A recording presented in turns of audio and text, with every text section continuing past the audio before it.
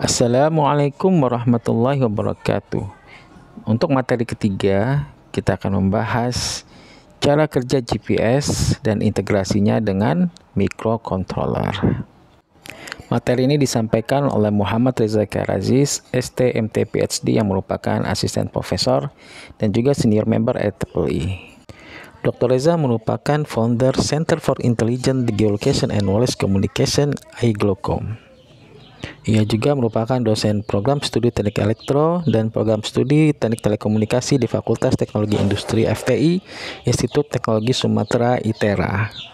Materi ini adalah bagian dari kegiatan pengabdian pada masyarakat dari dosen dan mahasiswa kelompok keilmuan KK Telekomunikasi, Elektronika, dan Sistem Komputer. Kegiatannya berupa pelatihan untuk pembuatan sistem telemonitoring berbasis mikrokontroler dan GPS dalam mitigasi bencana banjir, berlokasi di SMK Negeri 2 Bandar Lampung, Selasa 12 November 2024. Sebelum kita masuki definisi tentang GPS maupun GNSS, kita lihat dulu materi dari Profesor Henk Waymer yang merupakan tokoh geolokasi di dunia ini, yang juga merupakan IEEE Fellow. Ya, silahkan berkunjung ke YouTube-nya Profesor Henk tentang basic radio geolocation. Di sini ada gambar dari papernya Rosado yang menunjukkan akurasi dari teknik-teknik geolokasi. Dari gambar ini bisa dilihat ada dua macam GNSS atau GPS, yaitu diferensial dan standalone. Akurasi tertinggi ada pada diferensial GNSS untuk rural area atau pedesaan dengan akurasi kurang dari 10 cm. Sedangkan terendah pada outdoor untuk urban area yang juga menjelang indoor yang susah sinyalnya, dengan akurasi 10 hingga 50 meter menuju 100 meter. Dan juga merupakan standalone GNSS atau GPS. GPS merupakan bagian dari GNSS, yang merupakan singkatan dari Global Navigation Satellite Systems, dengan konstelasi satelit yang menyediakan coverage yang mencakupi regional maupun seluruh dunia.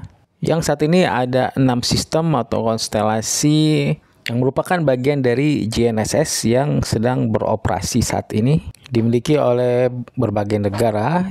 Yang pertama adalah GPS, Global Positioning System, yang dimiliki oleh Amerika, beroperasi sejak 1978, kemudian GLONASS dari Rusia, beroperasi sejak 1982, kemudian BeiDou dari Cina atau Tiongkok sejak tahun 2000, dan Galileo milik European Union yang beroperasi sejak 2011. Yang keempatnya ini tersedia secara global seluruh dunia. Selanjutnya KZSS dari Jepang sejak tahun 2010 dan juga IRNSS dari India sejak tahun 2013. Keduanya tersedia secara regional. Sekarang kita coba lihat 4 konstelasi dari GNSS yang tersedia secara global, yaitu GPS, Galileo, GLONASS, dan BeiDou. Nah, GPS milik Amerika terdiri dari 6 orbit, 24 satelit, dengan ketinggian satelit 20.200 km di atas bumi. Galileo memiliki 3 orbit, 27 satelit dan 3 spare, dengan ketinggian satelit 23.616 km di atas bumi. GLONASS dari Rusia juga ada 3 orbit dengan 21 satelit dan 3 spares, dengan ketinggian di atas bumi sejauh 19.100 km. Selanjutnya, yang dari Cina, Tiongkok, yaitu BeiDou, ada 6 orbit dengan 35 satelit, 3 GEO, 27 MEO, dan 3 IXO, dengan ketinggian 38.300 km dan 21.500 km. Ya, selanjutnya di sini ada logo dari Galileo GNSS, beserta penampakan dari jenis satelitnya ya, dan juga orbitnya. Terlihat ada 3 orbit ya dengan satelit. Jadi satu orbit itu ada beberapa satelit mengelilingi bumi dan tersedia secara global. Kemudian di sebelah kanan ini untuk GLONASS dari Rusia. Kalau Galileo tadi dari Uni Eropa ya, European Union, Uni Eropa. Kalau GLONASS ini dari Rusia. Nah, di sini juga ada 3 konstelasi, 3 orbit ya. 3 orbit konstelasi satelitnya yang mengelilingi bumi, dan juga penampakan jenis satelitnya juga seperti ini kira-kira. Nah, untuk BDS sendiri singkatan dari BeiDou Navigation Satellite System, yang merupakan artinya The Big Dipper Constellation. Ya, konstelasi ini milik Tiongkok atau negara Cina ya, dan ada banyak macam satelitnya. Adapun sejarahnya dari tahun 2000 sampai 2017, selama 17 tahun diluncurkan 29 satelit. Kemudian 2 satelit generasi ketiga diluncurkan bulan November tanggal 5. 16 satelit diluncurkan sampai akhir tahun 2018, dan tahun 2019 sampai 2020 ada lagi 11 satelit, dan di akhir tahun 2020 ada 30 satelit ya. Dan selanjutnya bertambah hingga 35 satelit. Generasi ketiga ini satelitnya lebih akurat dan juga stabil, dan sinyalnya juga lebih baik ya, kejelasannya, clarity-nya, dan juga lebih kompatibel dengan GPS, GLONASS, dan juga sistem Galileo.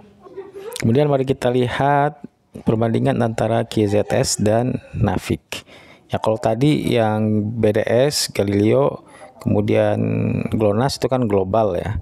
Nah, QZSS dan Navig IRNS ini, India dan Jepang ini regional. QZSS singkatan dari Quasi Zenith Satellite System, terdiri dari 3 satelit. Bisa dilihat areanya ada di sekitar Jepang, Korea, kemudian Australia, Indonesia, India, hingga Hawaii. Kemudian IRNSS, Indian Regional Navigation Satellite System, Navig, Navigation with Indian Constellation. Ketinggian satelitnya berada 36.000 km. Terdiri dari 3 satelit, orbitnya geostationary, dan 4 satelit di geosynchronous orbit ya. Berpasangan ya 4 satelit ini. Area yang dilingkupinya sekitar India. Untuk yang ongoing ya, untuk masa depan ada KPS, Korea Positioning System. KPS atau KPS ini periodenya 2022 sampai 2035. 14 tahun proyeknya ya. PNT di sini singkatan dari Positioning, Navigation, and Timing.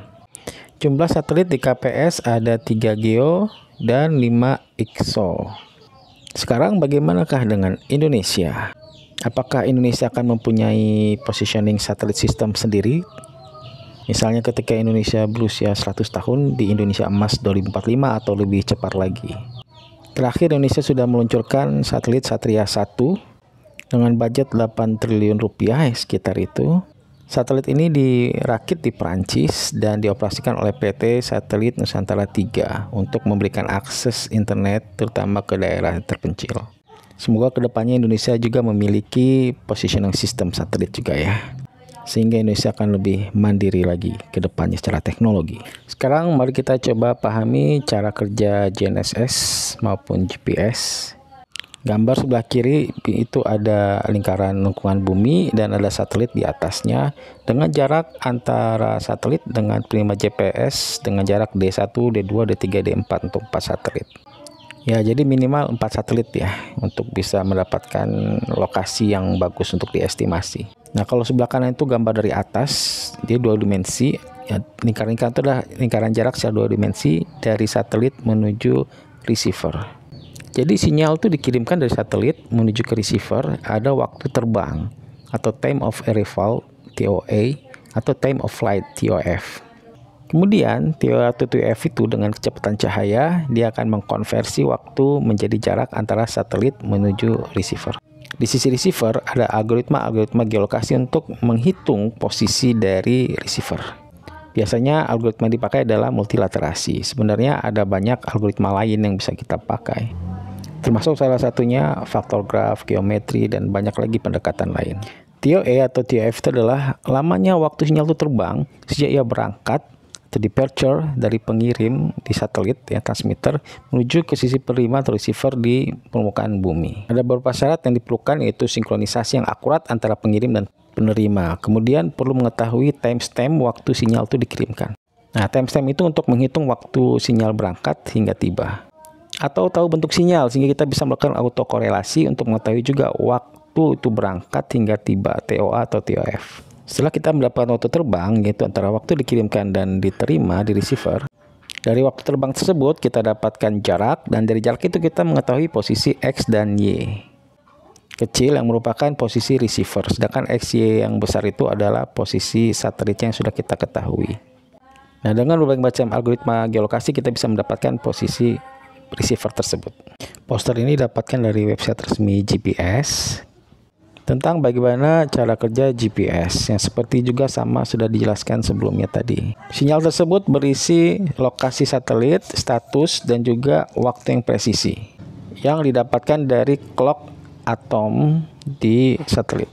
Sinyal merupakan gelombang elektromagnetik itu akan terbang menuju receiver dengan kecepatan sekitar 3 kali 10 pangkat 8 meter per detik dan tiba di receiver dengan waktu T2 misalnya. Jika waktu yang dikirimkan itu T1, maka T1 kurang T2 dia menjadi TOA atau TOF yang dikali dengan kecepatan cahaya menjadi jarak. Kemudian dengan geometri konstelasi 4 satelit dengan jaraknya itu akan dapatkan posisi penerima. Aplikasi yang ada di poster ini untuk precision agriculture. Seperti yang telah disebutkan di depan tadi, ada differential GNSS dan standalone GNSS. Biasanya yang dipakai oleh para mahasiswa untuk tugas akhir, capstone design, seperti mahasiswa teknik elektro dengan tema Internet of Things, IoT, untuk deteksi posisi, kemudian monitoring, itu menggunakan standalone GNSS atau standalone GPS. Tentu saja akurasinya masih di bawah differential GNSS atau GPS, yaitu sekitar 2 meter 3 meter. Tapi ya sudah cukup memadai ya untuk keperluan membuat perangkat-perangkat monitoring posisi dan lain sebagainya. Harganya pun cukup terjangkau dan bisa dibeli di toko-toko online seperti modul GPS, Neo 6 dan lain-lain yang bisa dikoneksikan dengan microcontroller seperti Arduino, ESP dan lain-lain. Dan di pelatihan ini menggunakan standalone GPS. Untuk diferensial GNSS atau GPS yaitu sangat akurat sekali, biasanya dipakai untuk mengukur titik tanah oleh BPN, Badan Petang Nasional, atau Biomatika untuk pemetaan, yang sangat memerlukan posisi yang akurat. Kemudian untuk mendapatkan diferensial GNSS atau GPS kita memerlukan namanya itu CORS ya, Continuous Operating Reference Station CORS, atau Indonesia CORS jadi INA CORS, yang juga ada stasiunnya di ITERA. Dengan membandingkan perbedaan fasa sinyal yang diterima oleh receiver GPS atau GNSS dengan dari CORS, itu kita akan mendapatkan posisi yang lebih akurat. Nah, jika ingin melihat seperti apa bentuknya, bisa lihat ke YouTube-nya INA CORS ITERA ini, atau langsung ke ITERA, ada stasiunnya dekat BMKG. Ada banyak ya CORS itu di Indonesia, salah satunya di ITERA. Karena GPS itu yang pertama kali, maka biasanya kita menyebut GNSS itu dengan GPS. Misalnya handphone kita bisa support GPS gitu, atau mengaktifkan GPS. Nah, jika kita melihat spek handphone kita, misalnya Redmi Note 9, itu untuk positioning dia bisa mensupport GPS, GLONASS, Galileo, BDS. Jadi ada 4 sistem bisa disupport. Nah, untuk iPhone 15 itu ada 5 malah. GPS, GLONASS, Galileo, BDS, GZSS. Jadi yang disupportnya GNSS ada banyak sekali. Jadi handphone kita tuh termasuk luar biasa juga ya, bisa mensupport berbagai macam sistem GNSS. Tidak hanya GPS yang dari Amerika saja. Untuk yang terakhir adalah bagaimana integrasi modul GPS dengan microcontroller. Pada kesempatan ini saya ingin menunjukkan hasil tugas akhir Muhammad Rehan, yaitu bimbingan kami di tugas akhir. Konfigurasi ini adalah untuk mendeteksi kecelakaan motor. Ketika terjadi kecelakaan, posisi akan dikirimkan melalui WA ke nomor darurat. Modul yang dipakai di sini adalah Neo 6M. Komunikasi yang dipakai adalah Universal Asynchronous Receiver Transmitter UART, yaitu transmisi bit serial via kabel tunggal. Microcontrollernya adalah ESP32. Koneksinya antara ground ke ground, TX di GPS ke 17 di microcontroller SP32, RX ke 16, dan VCC ke VBAT. Nomor 1716 itu adalah GPIO ya, General Purpose Input Output. VCC adalah Voltage Current Command, VBAT adalah Voltage Baterai. Untuk integrasi modul GPS dengan Arduino pada pelatihan ini akan dipandu oleh tim dosen dan mahasiswa di dalam kelas. Terima kasih, semoga materi ini dan pelatihan ini juga bermanfaat untuk mitigasi pengendalian banjir di Indonesia dan di dunia secara global. Assalamualaikum warahmatullahi wabarakatuh.